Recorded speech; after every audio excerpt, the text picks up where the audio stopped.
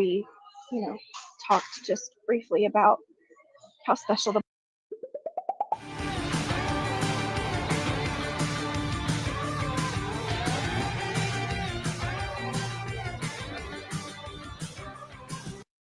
6:30 that morning, James Cron decided, before he had even talked to Darlie, before he had even heard her statement, she hadn't even given a written statement yet. He decided that it was an inside job. And the police briefly talked with Darren. I don't think it was an intense interrogation. I don't think that they looked into anything. They just decided that it wasn't Darren, so it had to be Darlie. No, they took Darren and that point moving forward, it was just, they've timed me out. Nothing mattered except for what they could find to corroborate their story. They wouldn't see anything beyond that, and they never looked outside of that. If I could add in on that, James Cron was a well-known fingerprint analyst. I mean, he had been on many crime scenes from the mid-1960s up to that time. He was called in to be a consultant. Now, he was called in, and it's just like what Donnell said. He's just like Lloyd Harrell was called in to be a consultant for the defense. Said, he walked around the crime scene. He said that they called it a walkthrough. Now, I'm familiar with what that is. And what that is, it's just what James Cron said it was. That's because you're a private investigator, right, Rich?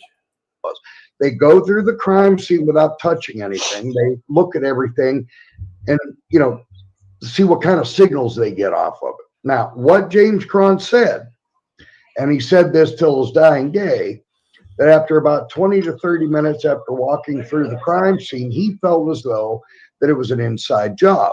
Now, here's what grabs me on that. How can you come to a conclusion as such? You're talking about, and my apologies for the grab. He didn't come to a conclusion as such. He came to, this is what it looks like right now. And all the evidence fell in place with his initial thought as a crime scene analyst. Now, I know you're strong and whatnot, but just going to be straight up about it. You have 2 children butchered, and you have a grown woman in critical condition, from a stab wound to the bone of the arm, which very easy. James Cron can do that the same way. You can say that when you first looked at this case, you initially thought she was guilty. But then you took a look at it and you felt like she was innocent. Easily could have severed an artery. A slice wound across the neck, which is only 2 millimeters away from the carotid artery. It actually nicked the sheath. And a stab wound to the upper left chest. Okay, let alone a bunch of different contusions and bruises. Yeah, and then on her hands, like she, face. Yes. Yeah. On her face, the inside of her mouth was all tore up. The inside of her mouth was being tore up was only reported by family members. They wanted to make it look like a chemical was placed in her mouth as a gag. And the thing that you have to keep in mind here, how can you come to a conclusion as such after 20 to 30 minutes of a walkthrough without doing any examination of any? Because from what he saw, from when he first went in, it looked to him like there was no intruder. He can do that. Just like when you go to the doctor and they look at you a little bit and they go, well, it looks like this, but we have to do further testing. And they did further testing and proved that James Cron was right. Any of the evidence, any of the blood evidence for DNA information, okay, without canvassing the neighborhood. They hadn't canvassed the neighborhood at that point. They hadn't talked. They didn't have the sock yet either. Right. And to this day, we still have no sign of an intruder. So what's that tell you? And they didn't have any witnesses. Now, crazy. Come to a conclusion like that. You got to remember, of course, the Rowlett police are going to listen to what he has to say, because at that time, there wasn't murders that went on in Rowlett. Now, these officers, of course, they had the training and whatnot, through the academy. Of course they did. But they didn't eyewitness it. And believe me, there's a big difference between reading it in a book and eyewitnessing it. Okay, now you're going to eyewitness it. The moderator in there, Sarah, my first comment, her comment was, well, there was a murder in Rowlett and people tried to break in somebody's house that night. And I said, no, that's incorrect. That's not correct. And she timed me out for that. See right here? See, I'm on a timeout there. Just for answering the question correctly.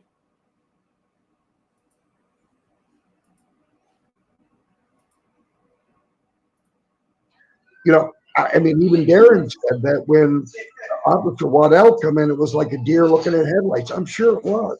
I'm not criticizing Officer Waddell for that. Yeah, you are. I think any of us would have been that way. It's just that, you know, this isn't the Bronx in New York City. This is Rowlett, Texas, where these things don't happen. And you get somebody from out of town, or in Dallas, I should say, that comes up, that has a reputation, that's been on thousands of scenes, okay, and says, you know what, I think this is an inside job. Within 20 to 30 minutes of being on the crime scene. And he was right, well, too. I'm sorry, I don't care if you have 300 years experience. I'm not so sure that that's the right way to do things, because they didn't examine none of the evidence prior to him coming up to that conclusion. He even said when he did that walkthrough, we didn't touch anything. We just walked through the crime scene, around the house, in the backyard, and that was his conclusion. No, he saw. Why is he telling people that? You didn't even examine the crime scene yet. No, he planted the seed. And for the same reason you were telling people there was no blood that found on the side. Let me also just say that he was a civilian employee of the Dallas Sheriff's Office. He was not a detective. He was a trained fingerprint expert. That is correct. You fucking he was the lieutenant of the evidence locker. So basically, he cataloged the evidence and maintained the record of the evidence, and then fingerprinted anybody that came in and out of the Dallas. He's a liar. That was his role. He claimed to have been responsible for investigating some ungodly number of crime scenes.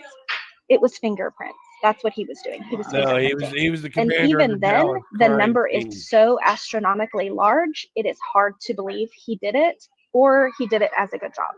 Like 2.5 cases a day is what he claimed, and that's if he worked holidays too. What's wrong with that? I can't see anybody doing a good job working 20,000 crime scenes, that many 4,300 cases with in that short amount of time.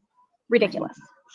It is ridiculous. Yeah. He was very much self-boasting and very much full of his own ego, and that definitely got in the way of him being unbiased and giving anybody a fair view of things. But well, another thing to prove him wrong. Another thing to look at too, if you're calling in people from other police jurisdictions, evidently you don't know what's up. You don't know what to think. You don't know what to investigate. You know, you're pulling other people in from other jurisdictions as well. So they wanted to be sure. And again, like I said, I mean, he had been working for the Dallas County Police Department, if I recollect correctly, from 1964, you know, on. And so you got somebody that has a lot of experience, and so he's going to come in there and start saying, well, I think it's an inside job. Specialist. Naturally, you know, these rookie police officers, detectives, investigation throughout the country. There's other words I want to say. I'm not going to. It's just that they're going to take his word for it, is what I'm trying to get at. Yeah. Most of them had never been on a crime scene before, and I think all of them, this was their first child murder. Wow. So what do you think happened in Al? Do you have a theory on what you think? I definitely bounce back and forth between a couple theories. I do think that there was other motives involved.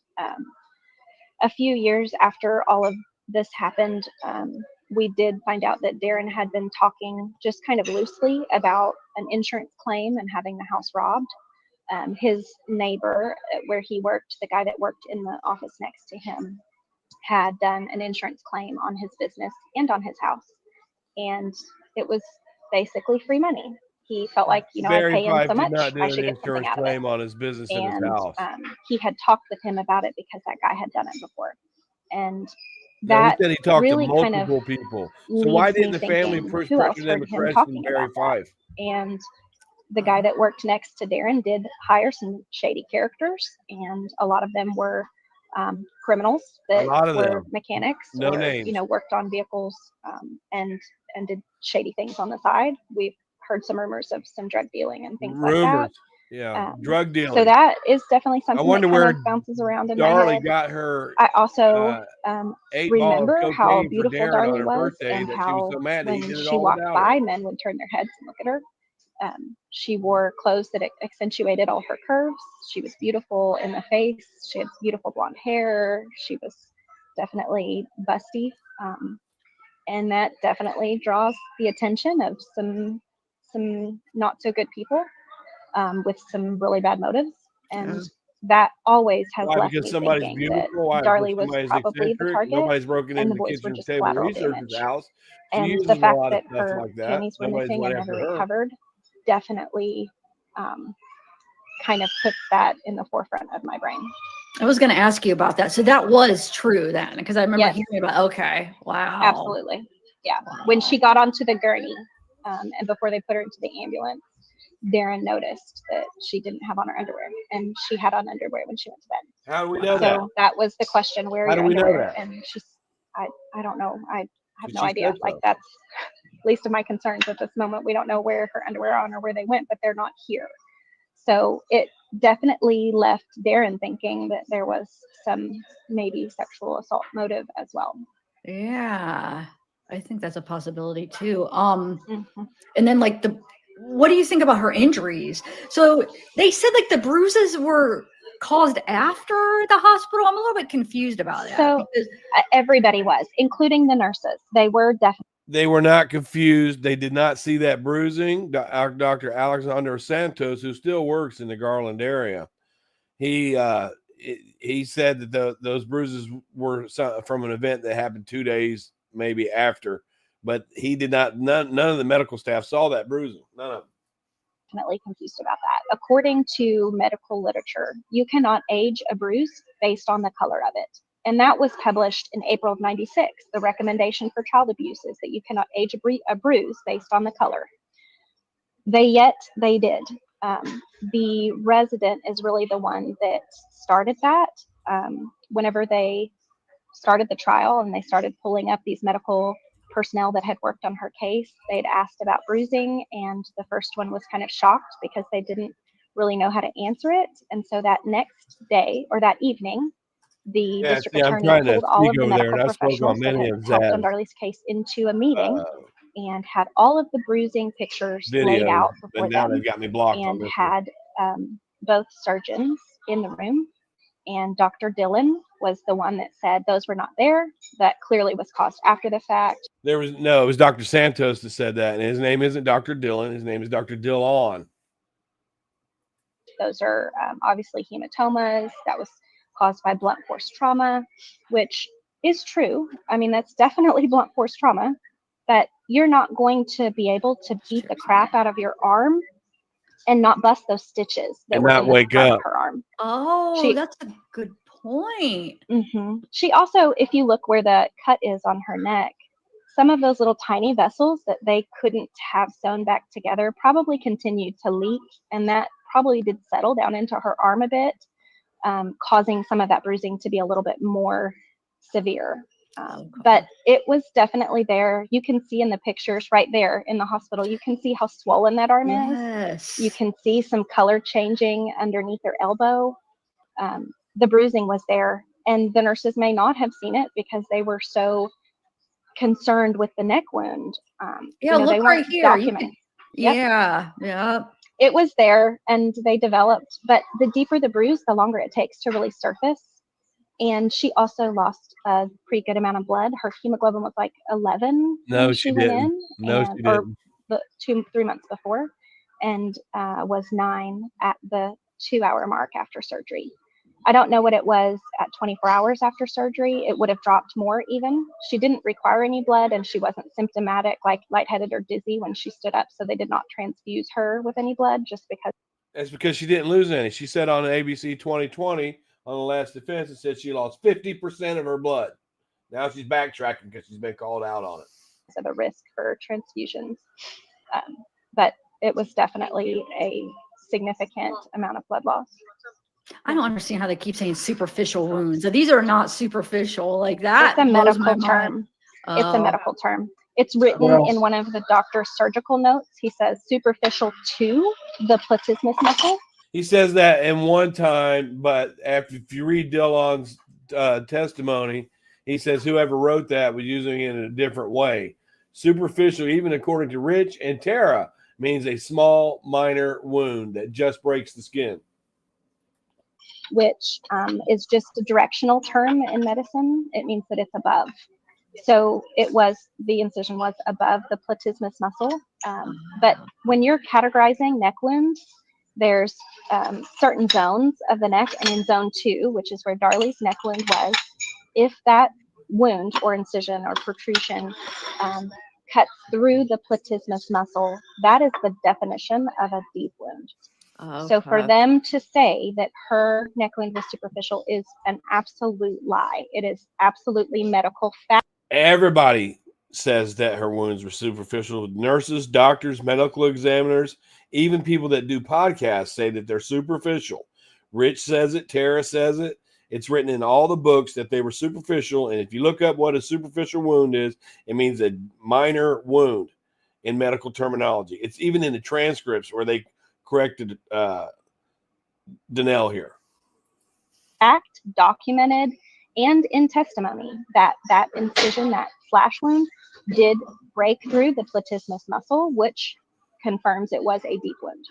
Wow. Okay, if it confirms it was a deep wound, you're meaning as opposed to a minor wound? See, you just contradicted yourself. Oh. If I could, Zav, I think during trial they were also referring to the superficial wound as a minor wound.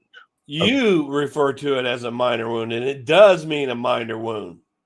A very, very minor wound as well. You got to remember, I mean, the prosecution, and they weren't medical professionals either, but the people that they were questioning were saying that they were superficial wounds, meaning minor wounds. But these were not minor wounds. Thank you, Rich, for at least redacting what Donnell just said. If you got a stab wound to the arm to the bone, that's not superficial. That's not a minor wound. No, that one isn't. That one was classified as a deep wound, and they even say so in the medical records. You know, you get a throat slit, okay, 2 inches away from the carotid artery, where It's not 2 inches away; it's 2 millimeters away. you're actually nicking the sheath. That is not a superficial wound. You also, if any wound was superficial, But how much medical evidence? How much medical in your private investigating, Rich? How much medical background do you have? this is what I would call a superficial wound. Yeah, you would call superficial anything but a deep wound for Darlie. What would be the different cuts she had on her face, or maybe that she had on her hands? Yeah. But let's also not forget that Darlie had a stab wound to the chest as well. And so often, you never hear people talk about that. You know, it's always about the throat wound, which is significant. Darlie also had when they looked at her Victoria's Secret's nightgown, they noticed that it had 4 puncture wounds right over above where they're talking about. It's got that small stab in her shoulder. It's not in her chest; it's in her shoulder. You can say chest if you want to, but the experts felt like that those 4 puncture wounds were someone testing to see how the pain was. But you don't hear enough about the stab wound to the arm and the stab wound to the chest. These weren't paper cuts. These were stab wounds. Yeah, I don't think I knew about the stab. So where in the chest? How deep was it? Was it like a? Because it's not in the chest, Zav. It's up by the shoulder. Well, it was in the upper left chest. I got to remember it's always backwards on the computer screens. Upper left chest. I tell you what, you got the picture on your thing, Zab. If you want to pull it up, I'd be more than happy to go over it with you. Where in that photograph, you're going to clearly see, you know, like the tape over the wound on the throat, and then you're going to see the stab wound where they actually put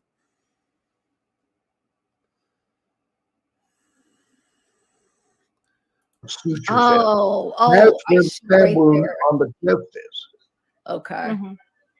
Oh, right there. Right there, right there. Yeah, That's okay. it. Kitchen Table Research is telling people that Rich is her private investigator right now. She's doing that. Okay. Yeah. Yeah, I guess I did see that. I thought it was a continuation. Well, it is the first part of it, but then you have sutures there where, you know, the blade actually went into the chest. And then when they always say like that, why did they keep her alive? They probably thought they killed her with the Yes. throat. They probably thought she was Absolutely. gonna die. So it's like Even though she got up and ran after him, he knew he was right behind her. He even dropped the knife. 100%. Absolutely. yeah. Well, here's the thing, Zeb. You don't slice somebody's throat unless you're trying to kill them. You're not trying to hurt them. You're trying to kill them. Exactly. Yes, 100. Unless you're staging a crime scene to make it look like you've been attacked. The Devin and Damon's wounds were puncture wounds that went straight down into the vital organs of their bodies. Darlie's wounds are slices, a different mode of attack, according to Alan Brantley of the FBI. 100%, yes. And then the fact she was right-handed, right? And so she would have had That's to do that right. left-handed. You could do that either way. Actually, it's easier to do it with your other hand. She could be ambidextrous, but you can do that either way. If you test it yourself, you'll find out. Which would she And then really have switch. thought that all out? Yeah, like defensive wounds. Was she been aware of like what defensive wounds look like to plan all No that? way. I just don't see that. True crime, there was not a significant emphasis on true crime back then. So basically what we saw was like, you know, the 911 on TV, or what was it, emergency 911 or something. Well, Law and Order and then- too. Your sister was Yeah, Law and Order. she was a fan of Law and Order, actually. Yeah, but I don't know that she even watched it back then. I remember we watched like Saturday Night Live and like talk shows and things like that. And I want to say one of the boys was a big fan of The Price is Right, so we watched that a lot. But she didn't have an interest in that kind of thing. Like that wasn't something that we talked about. It wasn't something that our family was aware of. It wasn't. I don't think that there was ever anything that could have implied that she was researching or looking into how to stage a crime. There just wasn't. Yeah. And everything that they said was staged. That is something that I hear a whole lot. She staged the crime scene. Everything that they said was staged was contamination from the police officers and paramedics. It all has to be known. The wine glass wasn't contamination. The straight blood drops with low velocity was not contamination. The screen fiber inside of the block and on the knife, the rubber sealed, that was not contamination. Everything you're gonna blame on them. All life-saving measures first. Everything else is unimportant when they first go in. And they had 2 dying children on the floor, so they were not. Their focus was not on preserving evidence of that life at that point. Exactly. They were preserving life. And then like the cleanup at the sink. The blood will not come off. Kitchen Table Research says, I redid the experiments. The blood did not come off the knife from swinging it. Well, it will. You're wrong. Bevel showed it. The blood will also, like, if you have Damon's blood on the knife and then you plunge the knife into Devin's body, it will wipe it off into the other body. Wasn't she wet and like towels? So like Yes. that could have been Yes. that. Like It was definitely that. And the Yeah. Luminol report for the sink itself just says that there was some illumination in the right-hand corner of the sink. So they pulled the sink, they pulled the drain, they pulled all of that. But if you are trying to, And when Darlie got the house back and saw that they removed the sink, that's when she changed her story to, I was over there wetting towels. Darren as well. Their first statements, they don't say anything about wetting towels until they saw the sink was gone. imply that she cleaned up at the sink, why did she not clean the counters? Why did she not She did wipe the counters, and it was on the counters too. The luminol. They knew she wiped the counters. clean in front of the sink? Why did she not clean the doors that covered the sink? Like there was Well, she didn't have a lot of time, did she? blood everywhere. So it doesn't make sense to imply or to assume that there was any cleanup. She definitely got wetted towels down, and Rich had some really good pictures of those towels. You can't tell if they're wet in the pictures or not. They look like towels. But those will be argued forever. Yeah, they said that Darlie wasn't wetting towels, but there's wet towels on the crime scene. There's also dry towels on the crime scene. But here's my question, Sam. They did all this luminol testing.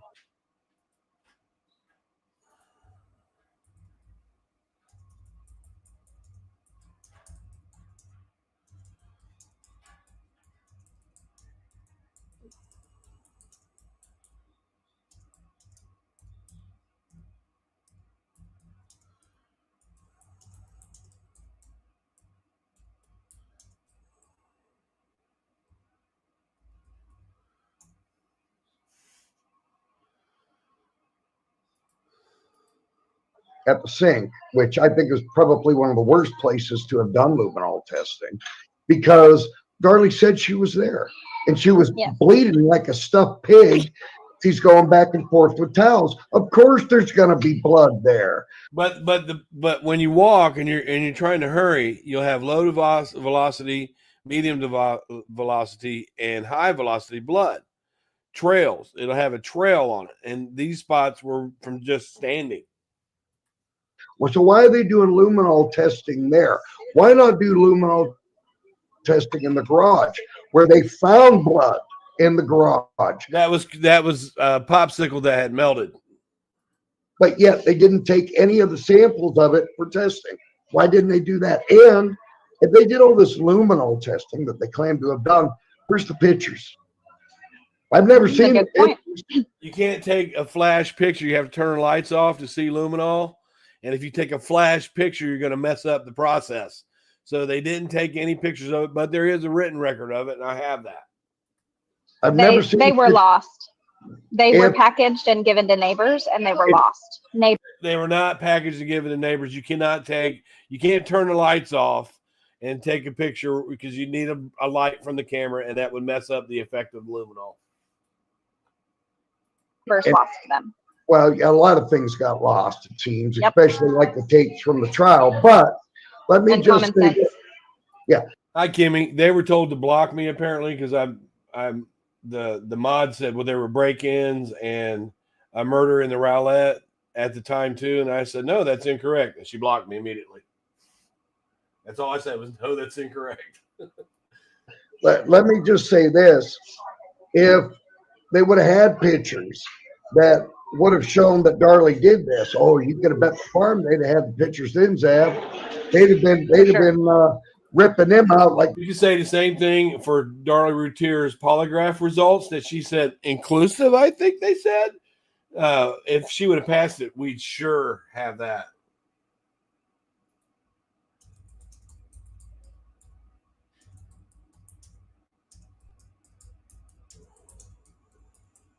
Let me see. Okay, I'm not blocked anymore. Matt Dillon at the trial showing Darlie's guilt. Yeah, But Absolutely. that didn't happen. it's true. So Yeah. I want to see the pictures. I like seeing things for myself. I don't like taking people's word for things. I want to see it for myself. And I know that Tara on my podcast, who is degreed in psychology and forensics, I think me and her are pretty close in line on what I just said. I hate to speak for her. She's in the audience if she wants to speak about it, but why didn't they test that? Why didn't they test more blood samples that was in the utility room? Now, if this is the way the intruder exited, I would want all those blood samples tested in light of that. We have 2 dead children here and almost a dead adult. So let's check it out. Now, I will say this, and you know, and as you got to remember, this is 1996 standard. They did about 100 DNA testing at the crime scene, which at that time was an extremely high amount of DNA testing. Let's also not forget this crime scene was a bloodbath. And Deb, if you could pull it up, I would love if you could pull up the blood map. I don't know. Oh if you have yeah, I it. Put did. the blood map up because there's something I'd love to explain to people, which I find to be of extreme importance. Okay, let me that one website that it was so good that I used when we were reading those transcripts that I referred to. I'm gonna try to find. I think they had all those pictures. What was that website? I think it's no longer working. Oh, Right, but- I was wondering why it hasn't been coming up the last couple days. Oh, that was so good. It was good, but Okay. there are other sources where that can be found. I didn't know if you had that in your computer file or not, but you're gonna file somewhere. Well, there's a lot of red X's on that blood map, and I mean a whole lot more than what was identified as Darlie, Devon, or let's see. Damon's blood. In my other computer. And then I remember hearing that he used to say there was no blood in the garage, but we saw it. Like I haven't seen pictures where you can see a little bit of blood. Oh no, I know, but they used to say that. Remember, I've seen document. So I'll tell you, there's a reason why they say that. James Cron said that when he first walked through, there was no blood in the garage, and that they took that as law. That was just, nobody questioned it. Time out. However, it's clearly there. Whenever the serologist comes through, she collects that sample. That sample was never processed because the district attorney didn't need it processed. So it seems kind of funny that the district attorney pick and chose what was going to be processed. There it is. Yeah. And, so those and what the red ones by the island. She keeps timing me out. Go ahead, Janelle. I'm sorry. Not Sav doing it. Oh, that's okay. I was just going to say the ones by the island. Those ones are key pieces. Those should have been sampled. They're individual drops, and Darlie was bleeding. So that's what you got to do when I'm in there politely answering questions and politely, stating, no, this is what happened, blah, blah, blah. They block me because they don't want the truth out. It's Sarah, the mod over there. Pretty heavy. So I don't know that she would have just left little drops that size. I'm sure that it could very well be Darlie's blood, but I would be very interested to see what those came back as. They were not tested, though. We do not know whose those belong to. No, Zav does true crime. She's done it for years, and I think she's a nice person. But I think they were told ahead of time by the panel guests to block me. I think they were told because she's never blocked me before when I spoke on other cases. She does. Wow. The better way I like to look at it, Zav, if you look at the red X's, those are all the blood areas that were not examined. They were not tested for DNA. All the red X's were not tested for DNA. Now, if you look at the utility room in the upper right corner of the blood map, now this would have been the area where the intruder would have escaped, because you go from the utility room into the garage, out the window where the cut screen was, out in the backyard to escape. Now, you can see they did a couple. I would have done them all. Now, if you look where the kitchen is, you can see where they have the stove drawn in and whatnot. That would have also been an area where the intruder could have escaped. No blood samples were tested there. Those are Darlie's blood. I want you to look on the other side of the island, below the area of the kitchen. You got 3 more X's. None of that was collected. Now, the intruder could have exited in either direction, could have went around either side to get out through the utility room, through the garage, through the window, into the backyard, and to wherever. Yeah. Huh. That's interesting. So what about the 2 knives thing? Remember there was 2 knives and then the one didn't have one of the boys' blood on it? No, there's a theory that 2 knives were involved based on the fact. No, she's talking about the serrated knife. And there's no theory. The medical staff said it came from 1 knife. That Devon's wounds may have been inconsistent with the depth and the width of that butcher knife, the chef knife. It definitely was kind of a stretch whether that was the cause of his wounds or not. And there was no blood from Devon found on that knife at all. None. 0. So it definitely kind of supports the theory that there could have been another knife involved, but no other knife was found at the crime scene. That's what it was. On that knife, there was Yeah. That does make you think there could have been another knife that maybe he brought in with him. Huh. Yeah. And then, of course, the fibers from the screen, which they didn't exactly match, right? Just one. There's only one? Yeah. When trace evidence collected that, the butcher block. It was one that was caught in the teeth of the knife. And you have to also understand that these fibers are very lightweight, feather lightweight. Someone who cut the screen took that knife back to the block. So there may have been others that fell off along the floor. Block had already been dusted for fingerprints. And in the picture of that SWIFT, which is Southwest Institute of Forensic Science, that particular picture shows the fingerprints had already been taken from that knife. So Mr. Officer Neighbors is adamant that nothing on that butcher block was fingerprinted before it was sent. It wasn't. They didn't get it until the 11th. Lynch did his testing on the 8th. To SWIFT's. But if you look, there's an affidavit that Mr. Lynch gave that says they in fact were fingerprinted when he got them. The thought behind that is they fingerprinted the screen area where the I see you over there, Kimmy. And then they moved into the kitchen and fingerprinted as they went. Hey, Kimmy, do me a favor and asked about Darlie being molested from age 8 on by her stepfather, and watch, they'll block you for that. Through the kitchen in a methodical way. I think was it Hamilton or Ward? One of the two was the ones that did the fingerprinting. But it was Hamilton. Ward was the one that found the sock. Never changed out their fingerprint. So the fibers from that cut screen could have very well been picked up by that fingerprint brush. Absolutely not. It was proven that it wasn't. And distributed back throughout the house. If you cut a screen with a knife, and I know that there's been some experiments done where the same type screen, same quality screen was cut with a knife, hundreds of fibers are found on that knife. And this depends, but if it depends on if you cut the screen and then test it right away. You have to remember that this thing was carried back through the house. It was carried back about 45 feet away from the window to the house, and they would fall off. The one they found was in a groove in the knife. It was in the groove. Was one single fiber found on that knife. And there was a method where they could have determined the exact chemical composite of that fiber. It was available in 1996. And Lynch suggested it and requested that they do that to confirm. Well, if you got caught with a sock that had blood on it, kitchen table research, that would raise question 2. Kitchen table research says they thought they left Darlie for dead.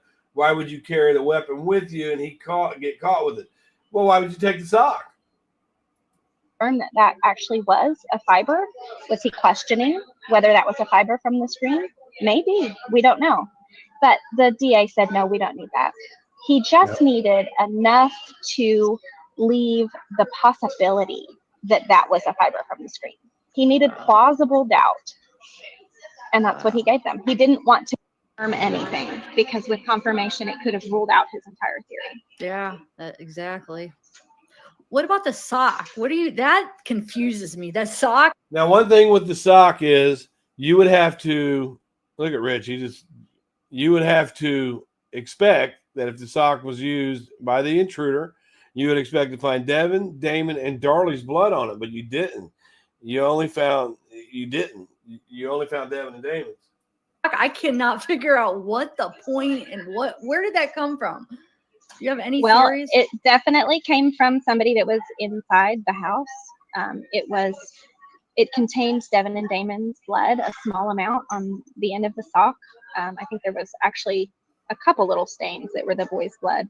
It does look like they're a little bit diluted, maybe almost like they're tainted. And also Darlie's saliva was on the sock. It says epithelial cells, but whenever we got the reports back, it was found on the inside toe of the sock, and it was skin cells. There she goes lying again. We called her out on that, and she goes, well, what difference does it make? We're told that it was epithelial cells from her mouth, which would then kind of help to confirm that they used it on their hand and covered her mouth with it, Yeah. or maybe they tried to shove it in her mouth. Yeah. It's hard to say for sure, but that sock somehow ended up Except for it was found on the inside toes, Av. 75 yards down the alley, and that's as the crow flies. 75 yards as the crow flies. So if you put in going through the garage, going down the sidewalk, going out, it's going to be a little bit further. There's absolutely no way she could have stabbed the boys. Yeah, Kimmy, they'll either ignore your question or they'll come back with a snappy response like Kitchen Table Research did. She said, why don't you quit victim blaming? Stabbed herself, and she had to have, according to their blood expert, she had to have killed Devin, cut her own throat, or injured herself to some degree, then killed Damon, and then taken that sock 75 yards down the alley.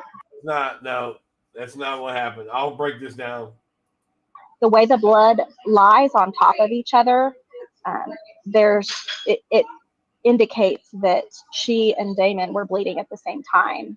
And that means that her and Damon were injured relatively close together. That's because her neck was bleeding from slicing her neck. Then she turned around and attacked Damon again. Correction. She attacked Damon again.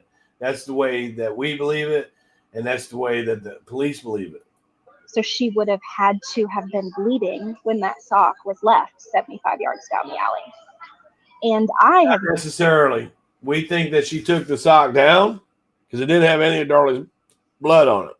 And she had splurting wounds coming out of her neck. And so that sock was right there, right? There was none of Darlie's blood on that. We believe that she took it down, came back, sliced her neck at the sink, and then she saw Damon was crawling, and then she attacked him again. That's what we believe. Yet to have been able to control my bleeding, with my thoughts, it's not possible. So there would have been bloody footprints and blood drops the entire way down that alley, as well as the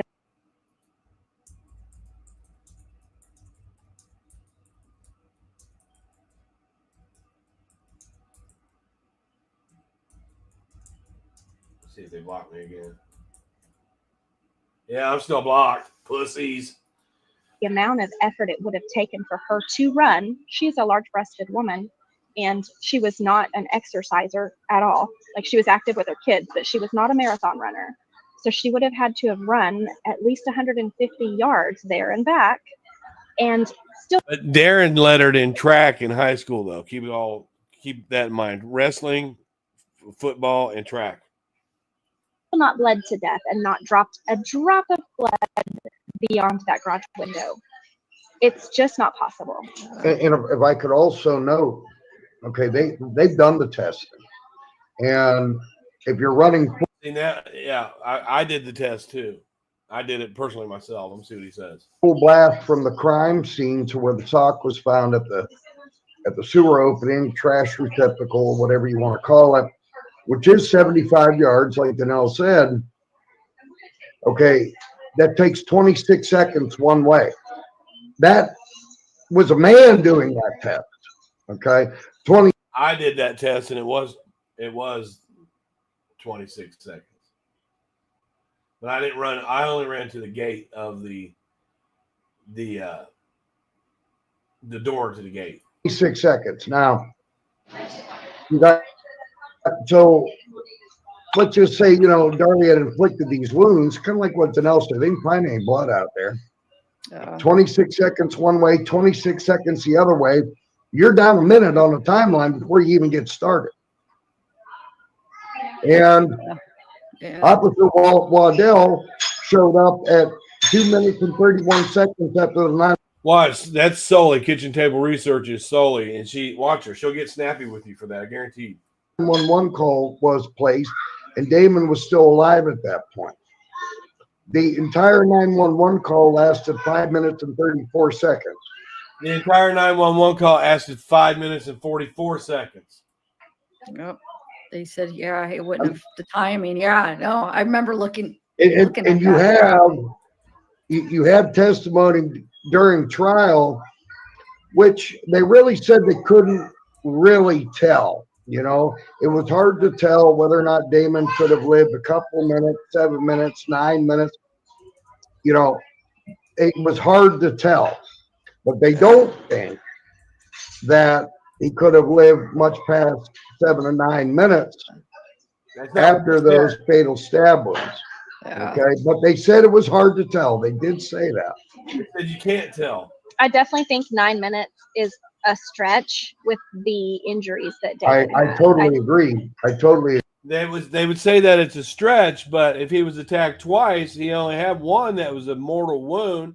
It depends on when he got that. If he got it on the second attack, he got the mortal wound on the second attack. Since he was up and walking, and then she comes back in and he's crawling, that means he hadn't had the mortal wound yet.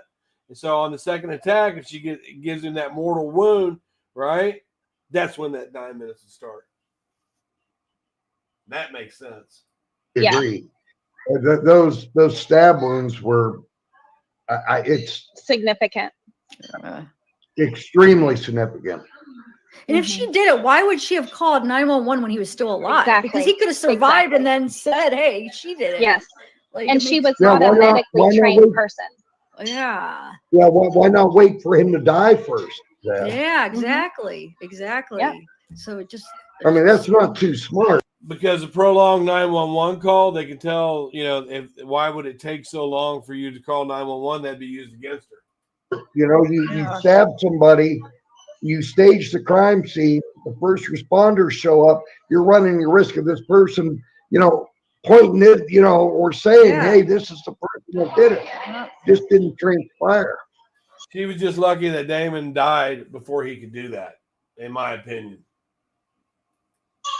and I thought the 911 call, I thought she sounded like what you would expect her to sound like if she was a victim. Well, you got to understand, she did sound hysterical, but you got to understand that she was establishing an alibi from her very first statement to 911. Someone came in here and stabbed me and my kids. They broke in. First alibi. Someone came in here. It wasn't me. First alibi. Just you gotta break that down. Who would do this? Who would do this? Who would do this? You know what I'm saying? I was sleeping. We were sleeping. He dropped his knife. All that is establishing an alibi. Sound like I didn't find it like, yeah. It is really hard to listen to that when you know Darlie. It is really hard because the tone in her voice is so genuine and so terrified. When you hear her talk on a normal basis, then you kind of have a better reference. And then you hear that 911 call, you can feel it. It is so intense and so. Get her, Kimmy. Watch, she'll keep coming back with smart ass shit. Guaranteed. Just guttural. It's like, the worst amount of pain you can hear in a person's voice. The family did invite the media to the silly string. Joe Munoz from KXAX. Jamie says, everyone keeps claiming that family invited the media. Yes, they did. They paid the hotel costs of the people coming in from Altoona, PA, the family, in order to get that exclusive interview. This is what that sounds like to me. And I know Darlie. So right. Well, that's the whole thing, Danelle. When you sit and talk with Darlie and you get to know the kind of person she was, because I've been there on many occasions for a visit. I said something to him about always saying Darlie Lynn. I said, hey, Rich, if you don't want to appear like you got googly eyes for her, maybe you keep calling her Darlie Lynn, and he just called her Darlie. So he does listen. Hours at a time. And then to get to know her well, and I've been writing Darlie back and forth for years as well. And then now he's calling her Darlie. To hear this 911 call, there's no question in my mind she was beyond petrified during that call. No question in my mind. She could be, petrified. Either way, petrified because you've been attacked, or petrified because you committed the crime. And now we're gonna get the ball rolling. Go. Sorry. So let's talk about the silly string video. I want to ask you, that makes me mad because the fact that they only showed like the one part of it, but you were there for the whole thing. No, they showed the whole thing. What you're confusing is the two tapes. One was of the video surveillance, and one was of the silly string party. Right. Correct. I rode with Darlie. We stopped before we got to the prayer service and met. I can't. Kimmy, you ignore the facts and character assessment. I would know because you do it to me. That means they watch my channel, Kimmy. That means they watch my channel. Officer Patterson, and I'm sorry, Detective Patterson, and when we Lieutenant Patterson. Lieutenant Patterson. Yeah. got out of it was in the Home Depot parking lot. We got out of the car. I don't know if he had something for us or if we were giving him something. But when we got out of the car and talked with him, he said, looking at these words coming out of his mouth, I saw these words come out of his mouth. We found DNA underneath your fingernails, Darlie. And we're going to be able to find the guy that did this. Yeah, police are allowed to lie to you to see your reaction.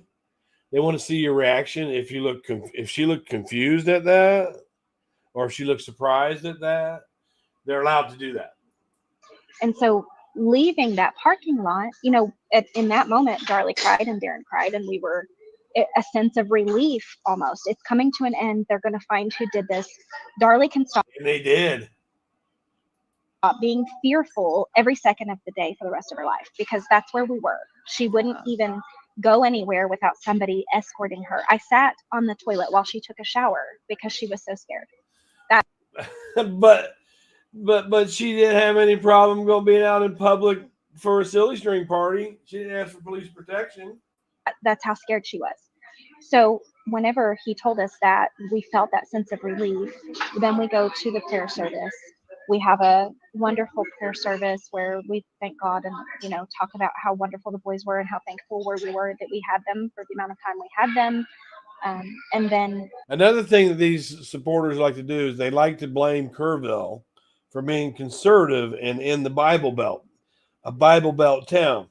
But when you listen to Mama Darlie, Cyrilda, Darlie herself, and Danelle, you can see where they talk about God a lot. I'm just saying. Devin had already had his birthday party invitation sent out, and my other sister Dana had a wedding that was in the plans, and Devin and Damon wanted to spray silly string on her when she left the wedding venue, kind of like when you throw rice, only they wanted to do silly string because they're little boys. And Darlie and Dana had decided, that may stain the dress, so we'll reserve the silly string for another event, which there was no more events. And that was really a very powerful gesture of love from Dana. That was her last, hoorah. They want to make sure to blame that on Dana. Rich is loving it that everybody else is doing the talking. Look at the look on his face. They want to make sure that everybody knows that Dana's the one that brought it, because they're going to place the blame on everything off of Darlie. But again, I can't, Darlie was the one that sprayed it. She could have said, no, I'm not doing that. For the boys, that was completely from the mind of a teenager. Dana was 16, and it was important to her to honor them in a way that they would have loved. And that was what they wanted. That's what they loved. That's what they did. Anytime we would go to the dollar store, we would buy cans of silly string and we would have a silly string war. It was part of what they did. Like they still do that with the Routier family birthdays to this day. They still do that with the silly string. I don't see a problem with using the silly string. I don't see a problem if your kids are alive. Loved it. Who doesn't love silly string? And so Dana brought it as. Kimmy, let me see here. No, Sully wants is to become crime famous.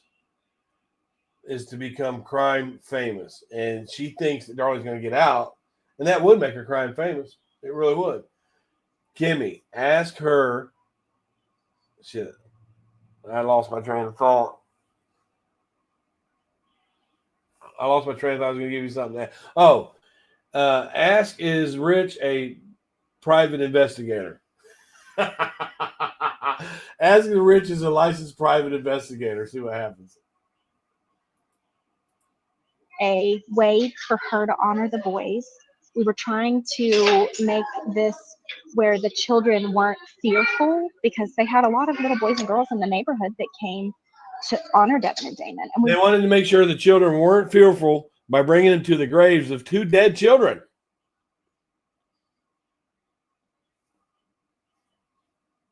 Didn't want them to be fearful out of this whole situation. We wanted it to be a happy memory for them. Yeah, Kitchen Table Research right now is promoting her channel over there. I also have a 10-part series, and Tara helped me do DNA. Danelle has been on my channel. Thank you. And saying goodbye to their friend. And as children, you know, how do you do that? Well, for Dana, it made sense. And it felt right for all of us. Like that, they would have wanted that. I want to see if she answers that. We did not know, but like we had no idea what media was like and how that would be perceived. And my God, now we are so well versed in, you know, how things are perceived. But back then we were not. It was an innocent, very kind-hearted gesture from a child's heart, and it was completely blown out of proportion. It was. Well, here's another thing. I had asked Darlie about that because so many people over the years have felt as though that was kind of odd. That's how he's calling her Darlie now. These 2 children were just brutally murdered. They've only been buried a matter of days, and you're out there spraying silly string. One of my favorites is, it's not actually a favorite. It's actually really angers me when they say she's dancing on the grave. I didn't see her dancing anywhere on there. No, she wasn't dancing. Greg Davis did say she was literally dancing on the graves, but she was kind of moving around and swaying back and forth and hugging all people. But no, she wasn't dancing. I didn't see any of that going on. That's just an exaggeration. However, I asked Darlie about that. I said, I'm going to be honest with you, because I have daughters. I have granddaughters, but I had said, it's echoing. I hear that. I don't know what it is. Do you guys hear the echo? That's what God. Well, I'm gonna come. Hold on, let me go. Rich, go back out and come back in. I am too. Well, Danelle, will you say something? I want to see if you're echoing. Oh, she was. I wanted to see if she was.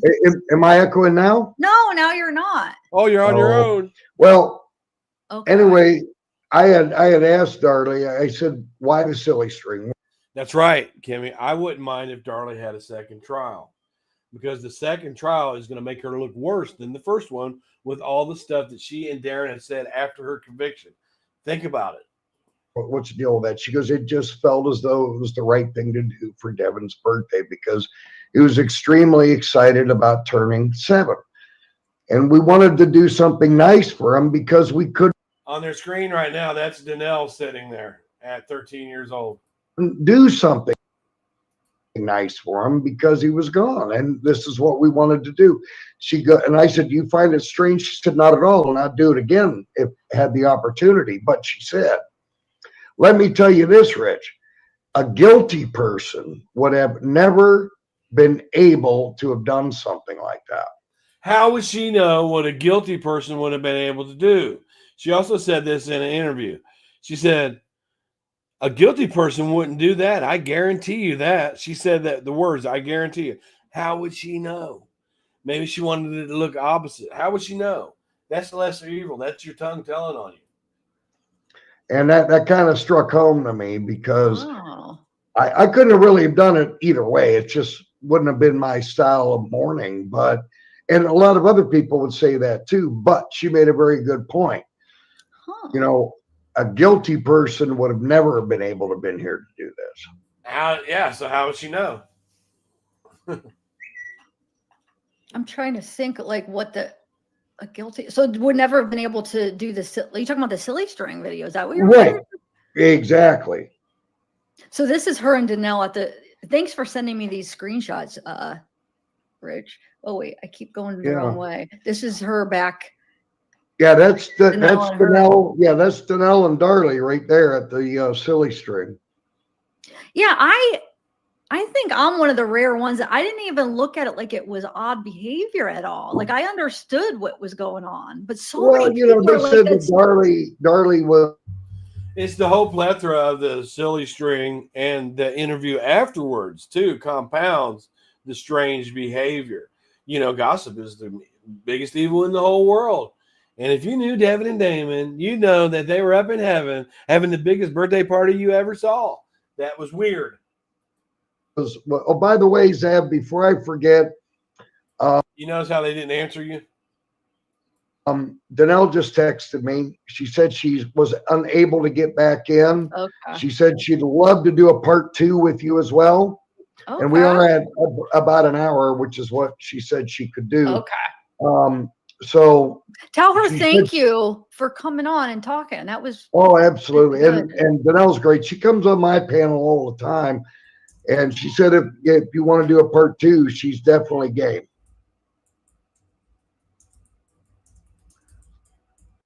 Sorry, my mom's been calling my name. Okay, yeah, I would love to do part 2. Talk to me. Oh, of course. So if you, the thing I feel most sorry about, and I told you, I finally had the pleasure of meeting Dana and talking with Dana for a short period. We didn't, our discussion wasn't about the case. Our discussion was like, hey, how are you? Kind of thing. But I've always, I feel terrible for the whole family, but I've always felt more terrible for Dana due to the fact that you got to remember she's the one that brought the silly string. She's the one that brought the poppers. She's the one that smoked out the window or the screen was got where the intruder. I was going to ask Danelle about that. Yeah, you got to try to imagine what this woman has lived through and been through, as a result of that. And like I said, when I talked with her, she's very respectful, very kind, and I've got not a bad word to say about meeting her. I could definitely say that. Mm-hmm. So but she still has, her and Danelle are still really close, and Darlie. Oh, absolutely. Absolutely. As a matter of well, the police reports, the 2 different police reports that came in October and November of 1996 showed that Dana was beating the hell out of Danelle and her mother.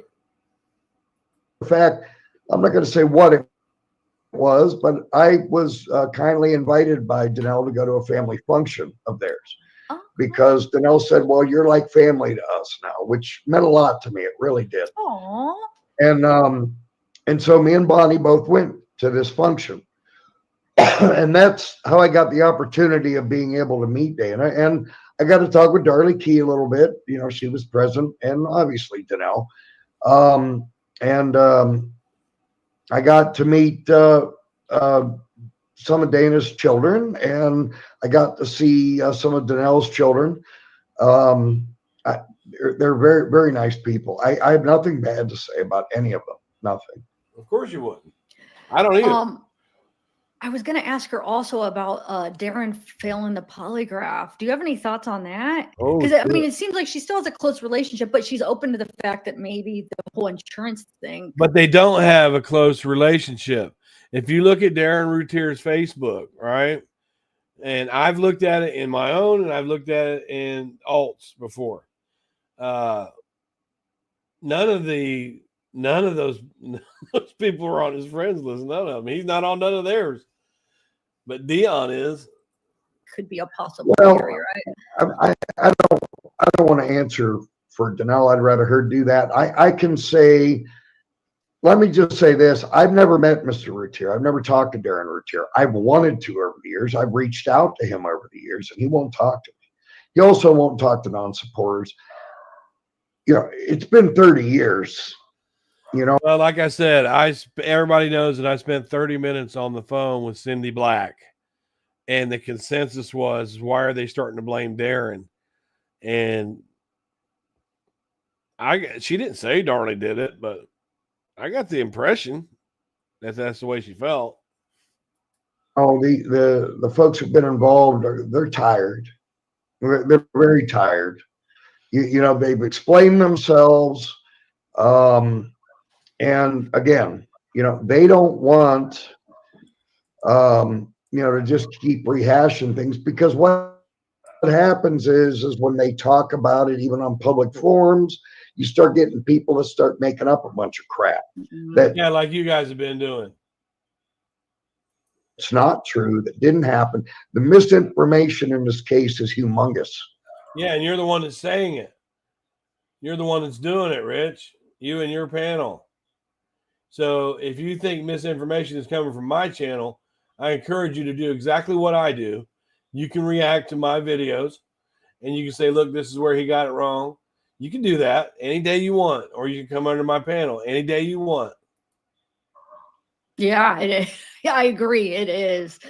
I mean, and so if I could ask you, Zab, listen, I know you and your former panel, and by the way, you guys did great on the trial transcripts. I still have yet to see somebody top what you guys did. Oh, thanks. But going through the trial transcripts, well, may I ask what you thought about things? Now, I'm not asking you to pick a side, Zab. I highly recommend that you don't, because it's obvious that they've picked a side already, because one, Zab didn't mail me back after I asked her, and two, her mod keeps blocking me. They knew to block me. Either side that you pick, whether it be non-support or support, you're going to be up with issues, I promise, which I don't recommend to you. So, but I'm just curious to know what you thought, because I know you guys thoroughly went through the trial. Oh, yeah. I heard them. Yeah, it's been a few years. I'm a little rusty, but I do remember thinking, at the very least, she deserves a new trial, because it was just unfair. I think her representation sucked. Like they really didn't do her any justice in the what they charged. I think they screwed her. I think there was a lot of lies, like you said, like the state lies, they didn't even bring up any experts to counter well the stuff they were. Here's the They actually did. They tried to bring Lloyd Harrell up, and he's an idiot. He thought Darren did it, so they got to get him out of the stand real quick. Problem with it, and you're right, but here's the problem with that. You got to remember that the prosecution gets any amount of funds they want. It's given to them, so they can get whoever they want. They can do what they want. Now the defense has the right to do that too, but here's what the problem is: the defense. Darlie Key has been collecting money. She stopped, kind of slowed down on it since we kept calling her out on the GoFundMe's and asking for donations. She kind of slowed down on that. There was a time when the supporters were sending her to the day spa all the time. She's riding around in brand new Corvettes that Rob Key had. So we called her out on that, and she kind of stopped that with the donation part. Defense has to pay for that. And in light of that, you got to remember, Darlie and Darren, they paid a significant amount of money to Doug Moeller, but the bill was over $200,000 for his representation. They only paid him $90,000, and Darlie Key said that people were giving up their college funds, they were mortgaging their houses, everything to make it that paid. They sold off everything they could. Family members were selling off pensions and 401ks, scholarships, everything to help pay for the defense, but it still wasn't quite enough. Now he got the majority of the money, but he didn't get it all. As a matter of fact, Doug Moeller, I know Doug Moeller. Jamie goes on Rich's panel. She claims to be a psychic. She's not that mad.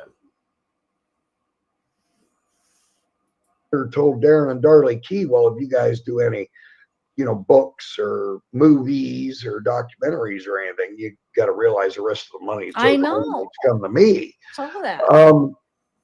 So here was the problem. They ran out of money.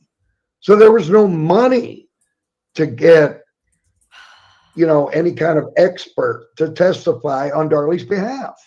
This is what they run into. And the money he got, I know he wants to pocket some of it, but yeah, you got to remember, Doug Moeller at the time was one of the most well-known criminal defense attorneys in this area, although I don't think that he was in this case. No, I know he had a good reputation, but I don't think he did very good at all. And he also at one time was a prosecutor. He had Greg Davis's job prior Yeah. to. Yeah, Rich learned that from me. He worked under Henry Wade. Yes, he did. Yeah.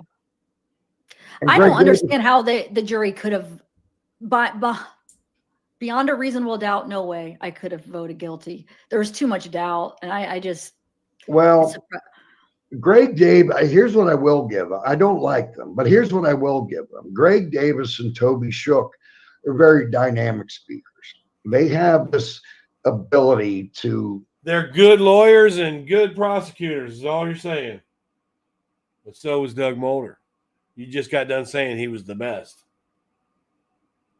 Be able to communicate something and make it sound like the God's honest truth when it could be an absolute lie. But that's what good attorneys do. Yeah. That's what good prosecutors do. It's all about communication and understanding crime and understanding what their objection, what they're trying to get to. And their objective was to convict her. So, and they had the ability to speak and communicate, and they used it. They did very well with it, and they succeeded. She claims to be a psychic, but she can't see the person who did it. She said, this is what I'm feeling. And this is what, psychics, look at Sylvia Brown. Look at Miss Cleo. Look at John Edward. They've been debunked too many times for me to believe the fucking thing they say. Sadly. I wish I could see that. Like, I wish I could see a video of everything. Yeah, and again, we're talking about trial transcripts that had 33,000. I know. Yeah. And there's another girl in there, Brianna, who kept saying, that Darlie's guilty, blah, blah, blah. And they're just now saying she's now blocked. So this is what they have to do. So, well, the stenographer who actually took those notes, Sandra Halsey, was terminated as a result. She's lucky she didn't get her butt thrown in jail for it. But yeah, she was charged and she spent a few hours in jail. She was terminated. She did lose her stenographer's license as a result. And they were able to correct some of it. But, some of the mistakes on there were a little bit of the difference between up and down, yes and no, left and right. That can be very serious when it comes to a murder trial. Thank God the jury got to hear what was being said and didn't rely on looking at the trial transcripts to make their verdict. Also, the trial was also tape recorded, and several of the tapes just got up and disappeared. 2 tapes. And what they can't tell us is what's missing from what was said in court. What testimony is missing? There's no one ever that came back and said, that's not what I said, or where's my testimony? Never. Appeared like a fart in the wind. Nobody knows where they're at. They're just gone. Wow. So we'll never even know, like, really what happened, what was said. Exactly. Yeah, but I must admit, I've never listened to what tapes are available. I've never heard them. I don't know where to get them from. I would love to. I would love to do that and report on them. But again, you're 30 years on the way, it's just so many years have gone by, things begin to deteriorate. Amy says she loved that fountain. But in other areas, she says she wasn't a personal friend of theirs. And that fountain was removed about a week after the killings. More things will get lost. I'm not talking about evidence necessarily, but I'm talking about things like DNA. They deteriorate. Yeah. Yep. And this stuff doesn't help. No. And I remember another thing I remember about the trial transcripts of how they, like, the nurses and the medical staff, like, basically got up there and lied about how she was in the hospital. Remember? They said, oh, she didn't cry. She didn't show any, like. No, they didn't say she didn't cry, Zab. They said that she was tearful and she was whining throughout. Sadness, but there was notes where they said she was crying and she was so sad. And they said that she was crying in the focus notes because she was. The focus notes are based on what they see. The trial testimony is based on their opinion. You can be crying and still have a flat effect. What? Yeah. Yeah. There are notes. I have them. And I really wish Danelle was here because you're going to fuck up. Danelle is a registered nurse and a really good one at that. But what are you supposed to say? She's a registered nurse and a bad one? She works from home. She doesn't even touch a patient. So I kind of wish she was here, you know, to go over all that stuff, because she would be probably a lot more accurate and more credible than what I might have to say. What I can tell you is this. The nurses that testified, they met the prosecution. I know it was at a hotel. I want to say Holiday Inn. I could be mistaken. I think it was. Yeah, because in Kerrville, they were all staying in the defense side stayed in one hotel, and the prosecution side stayed in another hotel. So I think it was the inn in Kerrville. And, you know, they met there. And, you know, they kind of had this big meeting and this talk and all that and going over this and that. And yeah, what they wrote in their notes is a complete difference. It's not completely different at all if you use logic.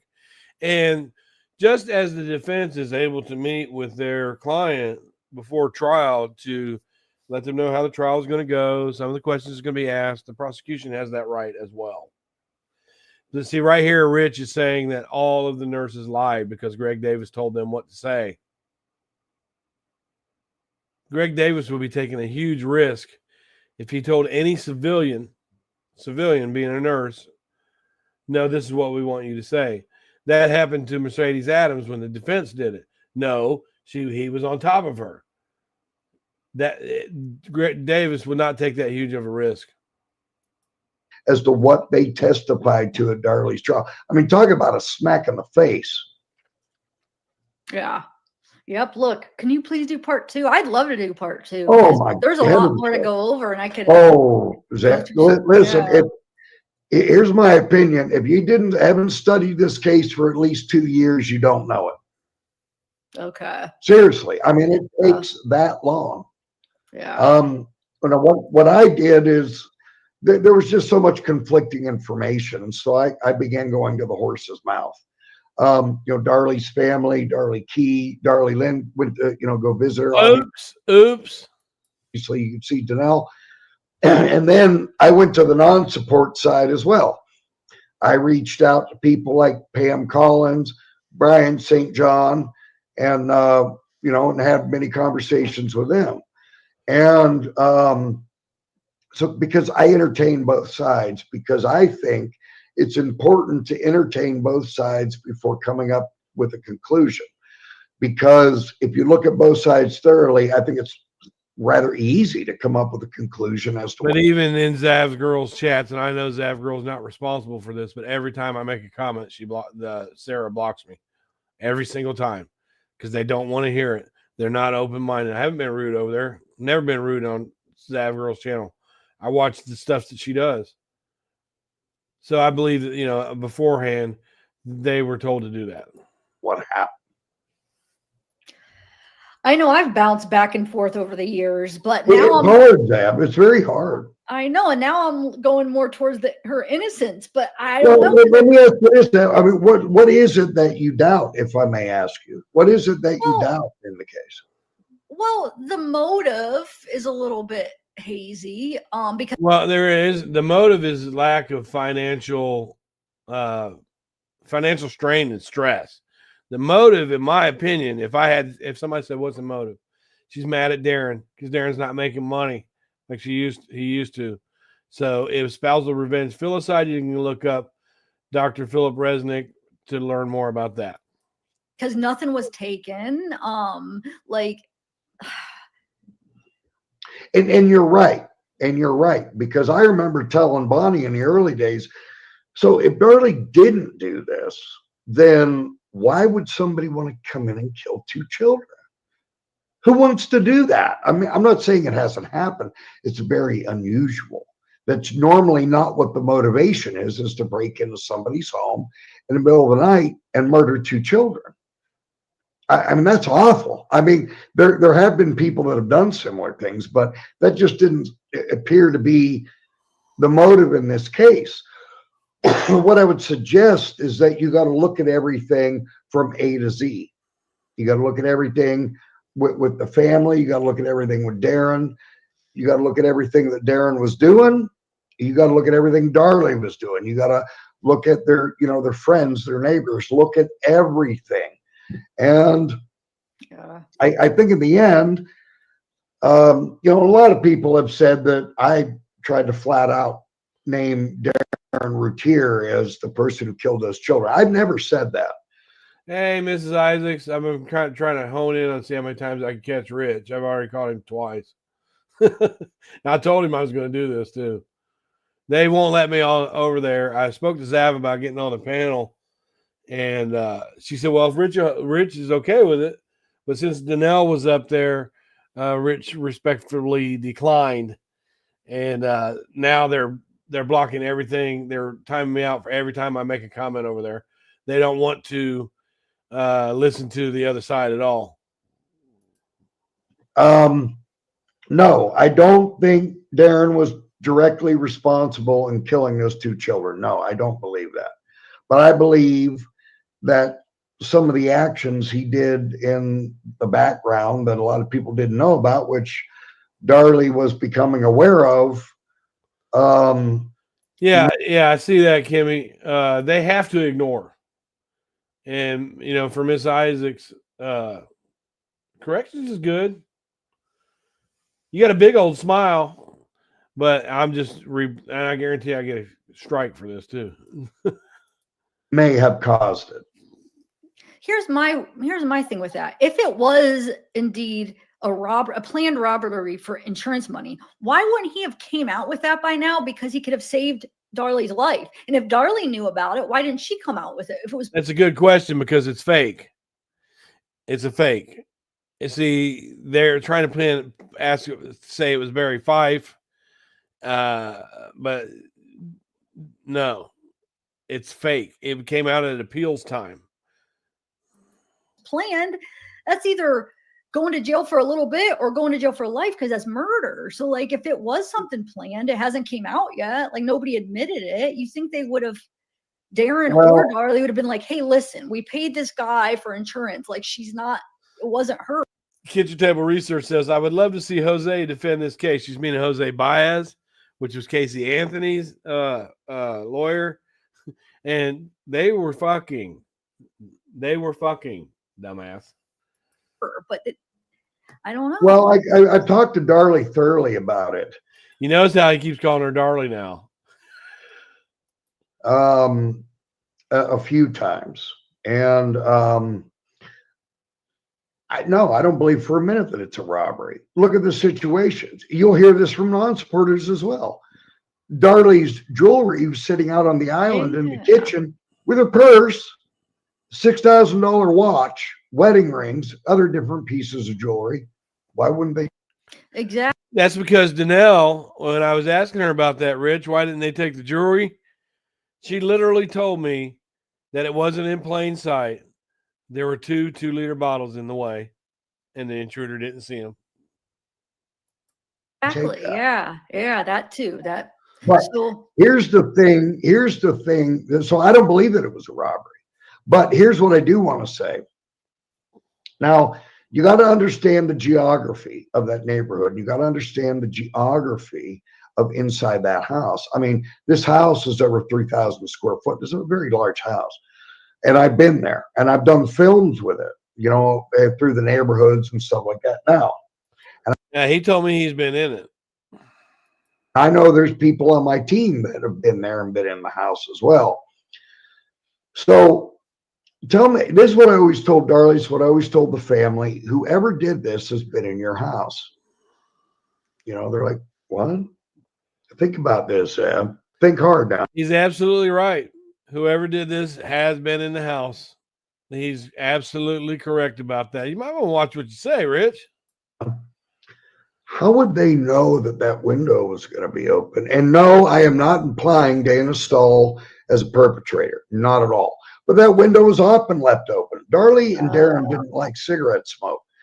So, they have guests to come up. They didn't know that window was going to be open. And Darren's the one that realized it was up. Or whatnot. That's where they smoked. They smoked in the garage out that window because Darlie and Darren didn't like it and they didn't want it in the house. Now, how did they know that window was going to be open? How did they know they could get into the Kitchen Table Research in the chat says, I could have done better in court than her defense. The garage through that window? And how would they know that the utility room door was going to be unlocked? How did they know to navigate from the utility room into the kitchen, know where the knife block was? You remember it's 2:30 in the morning, and the only light that was on in the house was, a little bit from the television screen that was left on. That's not very good lighting. Anybody knows that. You're up in the middle of the night and you're watching television. How would they know unless they'd been there before? Rich, you're pointing them right back towards Darlie. The illumination is not that great from a television. Well, how would you know to go to the knife block in the kitchen, get the murder weapon, go into the Roman room, try to murder Darlie, kill both of those boys, and then you navigate back out with ease, again, over 3,000 square foot home, and then be able to escape the neighborhood where, in Dallas, anybody knows that lives in Dallas, it's fence crazy down here. Everybody has a fence. But on any said given road in Dallas, under state law, you have to have a walk through every third house in case of natural disaster. Yeah, and I've got a great rapport with that girl. She's been in true crime for a long time. We've talked about cases before. Or emergency. And I do believe that, that they told her just block him. I do believe that. So how would they know how to navigate through the neighborhood and escape? Now, a lot of people say that neighborhood was extremely hard to escape from. It really wasn't. Initially, in the beginning, I thought it was hard to escape from that, and I was sort of mistaken. One of Darlie's good friends, Sarah, I'm not going to bring her last name up. She's not one of Darlie's good friends, though. She doesn't know Darlie. That's the thing. And they're going to talk about leaving the front of the house and the parking lot behind it, but they never talk about how you got to that parking lot. I think you better have another look. And I went back through there. I filmed the whole thing. It's on my podcast. And it's not that hard to navigate in and out of that development. Not hard at all. It's actually pretty simple. So what I'm saying is, this is a lot of things people don't think about. And you got to think about this. How does this person know how to get in and out so easy? You got to understand. So this is somebody that knows what they're doing. These are serious people. Because nobody went out of the house, Rich. Nobody went out of the house, buddy.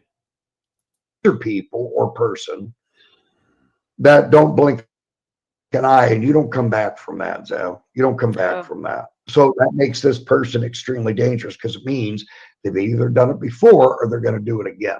Yeah. If they've done it before, they'd bring their own weapon and their own gloves. On the last time you had them up there, you were talking about the xylene and the chloroform, which burns, by the way, that they could have used on the sock to gag her with. Where would they carry that? Where would they get that? If they would think to bring something to knock Darlie out with, wouldn't they think to bring their own gloves? Wouldn't they think to bring their own knife? Yeah. We're 30 years down the tube on this, and we still don't have the person, but we're getting ever so closer. That's all I can say, but we're getting ever so closer. See, I think it still could be that Darren planned the murder for the insurance money. Because then Yeah, that's what they want you to think, Zav. You're so cute. That's what they want you to think. They want you to think that. They want to plant that seed. Just like Doug Mulder wanted to plant the seed when he called the lead detective up for the defense and accused him of a crime, knowing he would take the fifth on it. Well, let's go on. $250,000. What was hers? Okay, but Darren's life insurance policy was $800,000. So he's not going to have himself killed, but well, I know, but what I'm saying is, if Darlie had done this, why not kill Darren? Yeah, I see. Because she's not able to kill Darren. You were just talking about how she couldn't run that fast, how weak she was, she couldn't do the sock. You were just talking about that she, she's not athletic. How could she kill Darren? Both of the boys that were murdered, their insurance policies were $5,000 a piece when it cost between $12,000 and $13,000. It cost $13,000, and Cirilda told me she kicked the other $3,000 in. Barry, Devin, and Damon. As a matter of fact, the Routiers didn't even have the money to finish up the job. As a matter of fact, Cirilda Routier, who sadly passed away, that was Darren's mother. Wonderful woman, by the way, a truly wonderful woman. And she died a couple of years ago. Very sad. She had to kick in the extra money to complete it. Man. The entire funeral service. And I've been there many times where the boys are married. It's a very high class cemetery. The boys are married.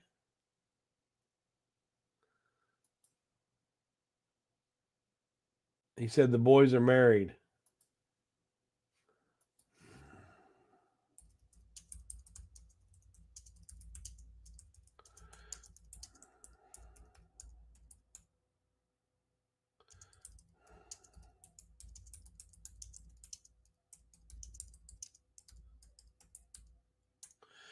I just tapped that into Rich. It's and it's an expensive cemetery to get buried in. But well, I think I know who it is. I'm just not going to name the person, but one of Darlie's very good friends always keeps that grave for them boys. Oh, no, they don't. Now, you can go there randomly. We've got so many pictures at different times where there's nothing on that grave. Very well decorated, colorful, and nice. Keeps children's toys, cars, flowers, whatever it may be there on the grave site. Anytime I go, I always try to straighten it up a little bit, but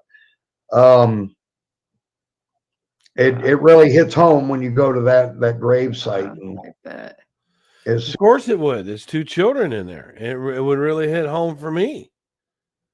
My question would be why they're there. Kimmy Freak says, I hate Ambien flight attendants. I call it Zombium. You should do more videos, Kimmy, because you're funny and you're cute too. And you're smart. You should really do more videos. I was over there looking and I commented on all of them. I know they're old, but I think you should do more videos. See it. And almost, let me see, almost my entire team has been there. Your entire team. Your team. A team. So they know what I'm talking about too. Mm-hmm.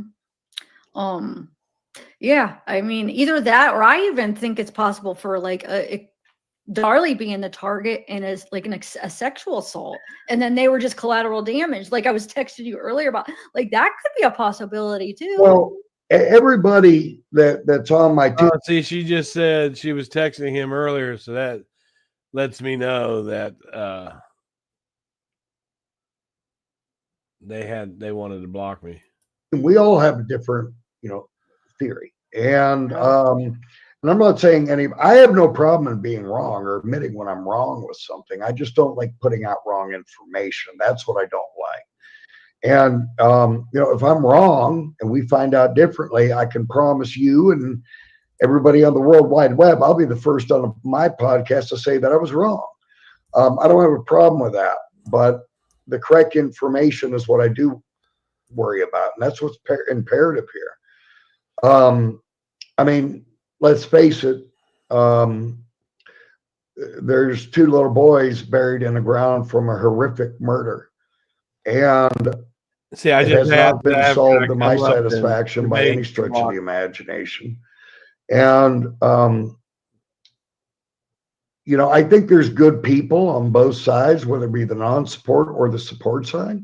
But I think there's a lot of bad people on the support and non-support side, because you get these people that are extremely obsessed and they stop at nothing to try to hurt people. But yet there are good people on both sides. I've met them on both sides. And there's some non-supporters that I actually really respect because they're good people. They're knowledgeable. We just have a difference of opinion.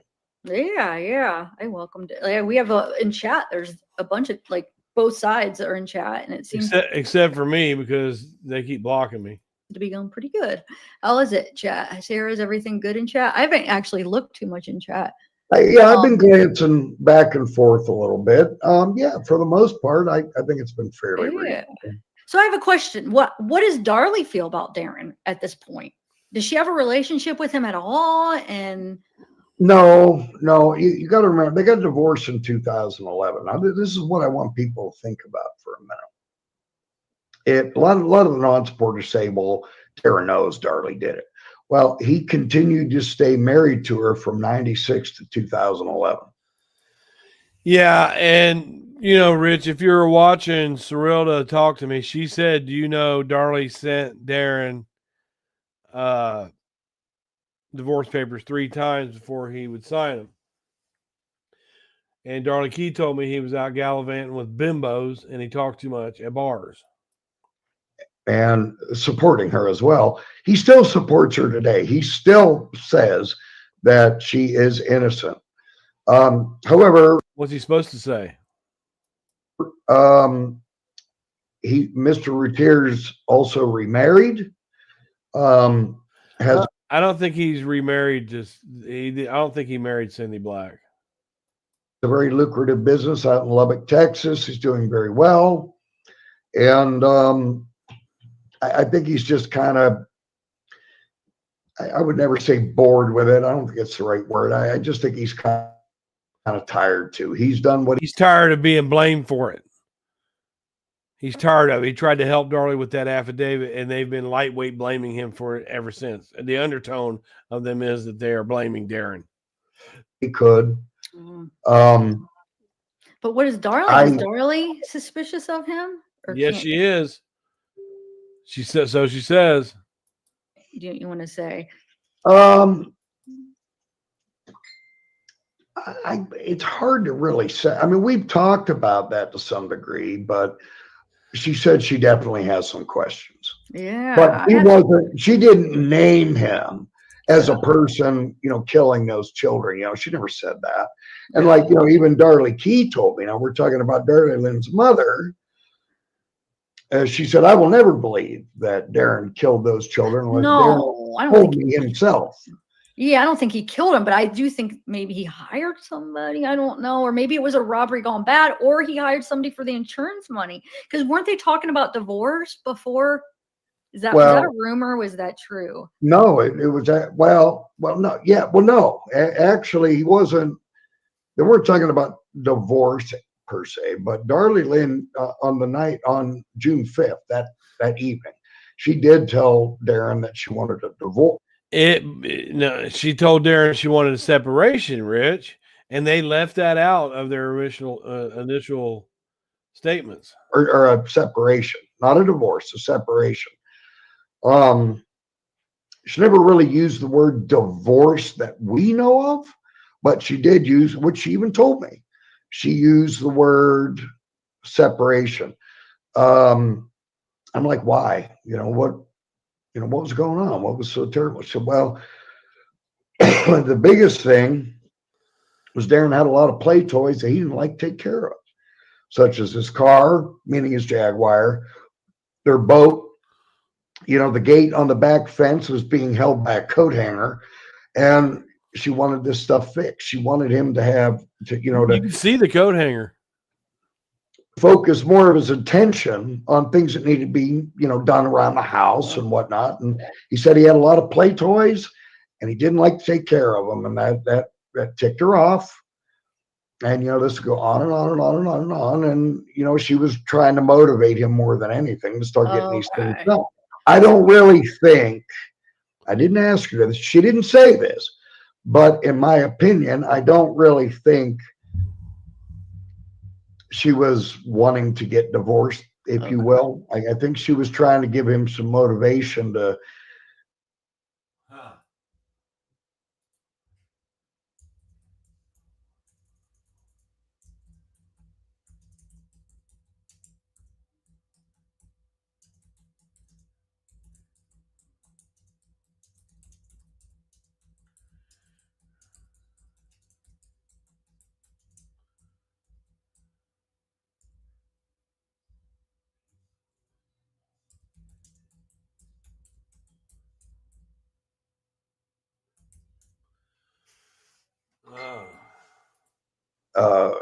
You know, you need to start changing things because I'm not liking it. You got to remember that evening on June 5th, 1996. Annie Oakley is, yeah, they go. That's what they do, and they goes to you really quick. Annie Oakley is Kathy Ramsey. She claims to know the family for 50 years. You'll hear her. She goes on Rich's podcast, but the original Annie Oakley is a 15-year-old gunslinger from the West. Because Darren's oil sending unit went out on his Jaguar, and he had got that from me too. The oil sending unit parked in a parking lot. Well, the owner of that place called Darlie Lynn up earlier in the afternoon, cussing her out, calling her horrible things. According to Darlie. Things that I would never say on your podcast, Zab, because Were you privy to that phone call, Rich, or are you just taking Darlie's word for it? Let's put it this way, it's about as brutal as you could get. Yeah, maximize it all you can, but don't show any proof of the call. See the look on Zab's face right now? That's what they want. Talking to a woman. Okay, so take it from there. And she was really PO'd about it. So PO'd. Okay, if you remember BryanSt.John's testimony, said Darlie was, you know, pacing around from room to room, talking under her breath. I asked Darlie about that. She goes, that was because of that guy that called. Oh. And Darren. Oh, so Bejas is credible. Was supposed to have that taken care of with his Jaguar, and he didn't. And that guy called me, cussing me out. This is also testified to by Darlie at the trial. And she was. Another thing that's testified to is by Darlie at the trial is how Dennis Stahl molested her from age 8 on, and Danelle denies that. Ticked off. She was really mad because she wanted things taken care of, and then she's getting cussed out by this guy that owned that business where the Jaguar was parked at. Okay. And needless to say, you know, so now you got BryanSt.John. Oh yeah, she going from room to room, pacing around, talking under her breath. Darlie Lynn said it wasn't nearly as bad as how BryanSt.John said it was.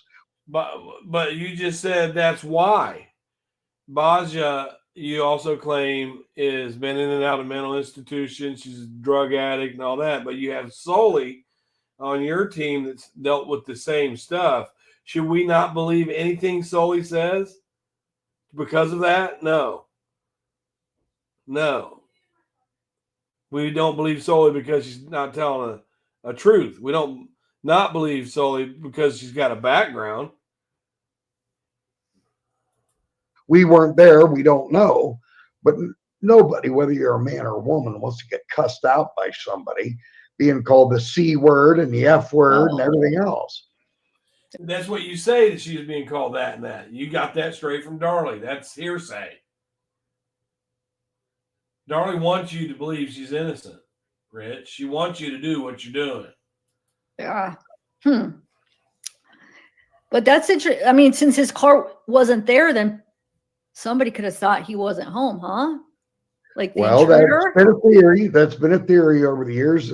Well, but the thing of it is, they keep saying that this car was watching the house, right? They would have seen Darren take Dana home, and he was gone for an entire 45 minutes. That would have been a great time to strike. And also, you know, Darlie had the Pathfinder. That was her car, but Darren had been using it because her car was broken down. Or excuse me. His car, yeah. His car was broken down. The Jaguar was broken down. So he had been using Darlie's car. Darlie wanted her car back, you know, to do. And you know, it's like, Darren, you know, I'm trapped in this house every day. You know, let's get this going. Now, of course, getting an oil sending unit done, whether it be in 2024 or 1996, was an expensive job to get done. That's not cheap. Yeah. You know, you gotta, that's literal engine work.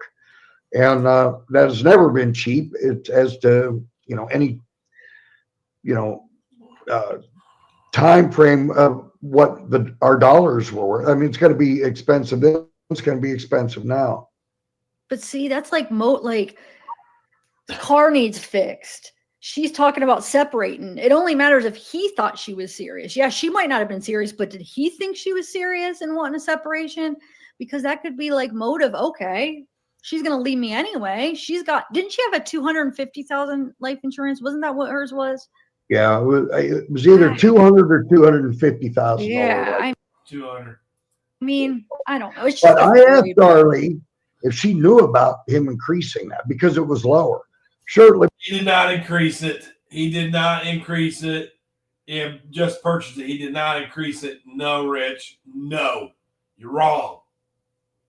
Before the murder, he increased it. No, so I asked Darlie, I said, "Did you know that he did that?" She's like, "Yeah." Oh, I know the whole deal. I know he did that. Okay. Yeah, just little questions like that, Zab, that you know, a lot of people don't know, and then they start going on speculation. Next thing you know, you're going down a big rabbit hole. That's why I like going to the horse's mouth when I do cases. When you do cases, but the only one you ever talk about, Rich, is Darlie Routier. You have your fucking idiot in there announcing you again as Darlie's private investigator. See things for myself, and then take it from there. It's just better that way. And then we didn't get to talk about the neighbor spotting the car that was looking at the house and like the suspicious car out there. Karen Neal is no, it was Nelda Watts and Karen Neal. Is suspicion a misdemeanor or a felony? Again, you have to. I can't say this enough. You have to remember they had that beautiful fountain in front of their house, and people would look at it. And they'd stop and take pictures sometimes. Well, there were several people. Okay. Karen Neal being one of them, and sadly, Karen Neal passed away some time ago of cancer, so she's no longer with us. But her and her husband Terry, he's deceased now too. They were friends with the Routiers, and they had nothing but good things to say about them. They would say good things about them if the Routiers were paying their mortgage while Karen was sick and couldn't work. All the way up to their dying days. But Karen Neal said that, yeah, she had seen it was either blue or a black suspicious four-door. I don't know any brand of car, Chevy, Oldsmobile, Buick, Ford that makes. I've never heard of a Ford suspicious. I've never heard of a Chevy suspicious. Never heard of that. Like a sedan with tinted windows, literally stop on the opposite side of the street of the. Yeah. Well, I'm just going to end this because it's starting to piss me off. Peace and chicken grease, y'all. See how they block? See how they are, Kimmy Freak? Kimmy Freak, do more videos. Why don't you do a live with me one time? Because you're funny. You're funny and you're smart. That's cool. I like how you put good comments down under my videos that are informative on other things. I like smart people. And plus, you're cute. You'd probably, if you started to do lives all the time, you'd get lots of views. I'm just saying, if it's something you like to do as a hobby. Piece of chicken grease, y'all.